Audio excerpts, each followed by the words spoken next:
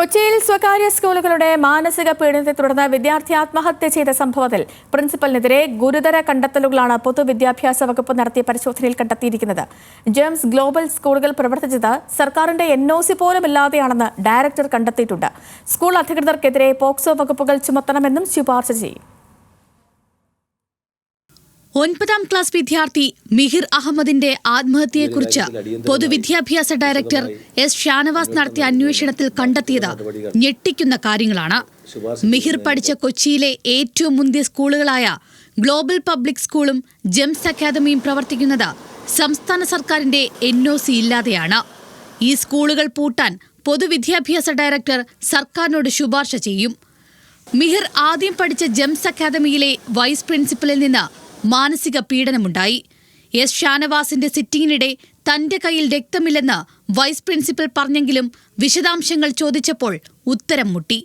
മിഹിറിനെ ഒറ്റയ്ക്കിരുത്തിയത് അവനെ രക്ഷിക്കാനാണ് എന്നായിരുന്നു വൈസ് പ്രിൻസിപ്പലിന്റെ വിചിത്ര മറുപടി.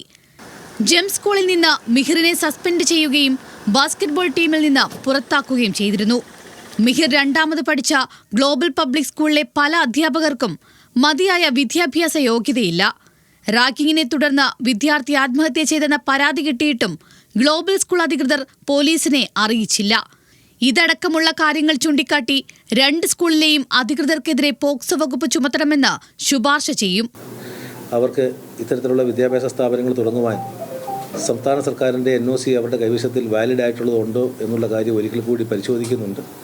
അതില്ലാതെ ആണ് അവർ പ്രവർത്തിക്കുന്നതെങ്കിൽ അതിനാവശ്യമായിട്ടുള്ള നടപടികൾ, ശുപാർശകൾ സർക്കാരിലേക്ക് അടിയന്തരമായിട്ട് കൊടുക്കുന്നതാണ്. ഈ കുട്ടിക്ക് എതിരായി സംഭവിച്ച ഈ ദുരന്തത്തിൽ മറ്റേതെങ്കിലും നിയമങ്ങളുടെ, പോക്സോ അടക്കമുള്ള നിയമങ്ങളുടെ കുട്ടിയുടെ അവകാശങ്ങളുടെ ലംഘനമുണ്ടായിട്ടുണ്ടോ എന്നുള്ള കാര്യം, ഇതുപോലെ സ്കൂളുകളിൽ ഇത്തരത്തിലുള്ള സംഭവങ്ങൾ ഉണ്ടാവാതിരിക്കുവാനുള്ള മുൻകരുതൽ എന്തൊക്കെയാണ് എടുക്കേണ്ടത് എന്നുള്ളത് സംബന്ധിച്ച് ഉള്ള ഈ 3 കാര്യങ്ങളാണ് വിദ്യാഭ്യാസ വകുപ്പ് അടിയന്തരമായിട്ട് പരിശോധിക്കുന്നത്. കളക്ടറേറ്റിൽ നടത്തിയ തെളിവെടുപ്പിൽ മിഹിറിന്റെ മാതാപിതാക്കളിൽ നിന്നും സ്കൂൾ അധികൃതരിൽ നിന്നും അധ്യാപകരിൽ നിന്നും ഡയറക്ടർ വിവരങ്ങൾ ശേഖരിച്ചു. ഇതിനിടെ പോലീസിൽ മിഹിറിന്റെ കുടുംബം നൽകിയ പരാതി പ്രകാരം ജെംസ് സ്കൂൾ പ്രിൻസിപ്പലിനെ നാളെ ചോദ്യം ചെയ്യും. വൈസ് പ്രിൻസിപ്പലിനെ വീണ്ടും ചോദ്യം ചെയ്യാനും പ്രത്യേക അന്വേഷണ സംഘം തീരുമാനിച്ചിട്ടുണ്ട്. ഒരു കുട്ടിക്കും സഹിക്കാൻ പറ്റാത്ത കാര്യങ്ങളാണ് മിഹിർ നേരിട്ടതെന്ന് ലോക്സഭാ പ്രതിപക്ഷ നേതാവ് രാഹുൽ ഗാന്ധി പ്രതികരിച്ചു. ഉത്തരവാദികൾക്കെതിരെ നിയമപരമായ നടപടി വേണമെന്നും രാഹുൽ ആവശ്യപ്പെട്ടു.